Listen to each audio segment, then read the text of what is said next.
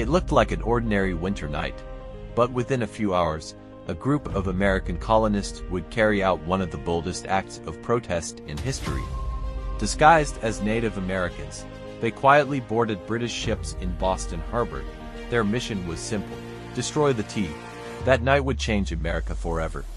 This is the true story of the Boston Tea Party, the growing tension. In 1773, the American colonies were under British rule. The British government imposed taxes on many everyday goods, but the colonists were furious. They believed they were being forced to pay taxes without having any representatives in the British Parliament. Their famous slogan became, "No taxation without representation." Although some taxes were removed, Britain kept the tax on tea. To many Americans, this wasn't just about tea, it was about freedom. As British ships carrying tea arrived in Boston Harbor, anger spread throughout the city. The people knew something had to change. On the evening of December 16, 1773, thousands of people gathered in Boston. After one final meeting, a group of determined colonists made their decision. They disguised themselves as Mohawk Native Americans to hide their identities. Carrying small axes and hatchets, they silently marched toward Boston Harbor. 3 British ships were waiting there: Dartmouth, Eleanor, and Beaver.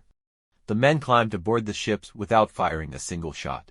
They didn't steal gold, they didn't attack the sailors. Instead, they opened the wooden tea chests one by one. Then they threw them into the icy waters of Boston Harbor. By the end of the night, 342 chests of British tea had been destroyed. When news of the Boston Tea Party reached London, the British government was furious. King George III and Parliament believed the colonists had openly challenged British authority.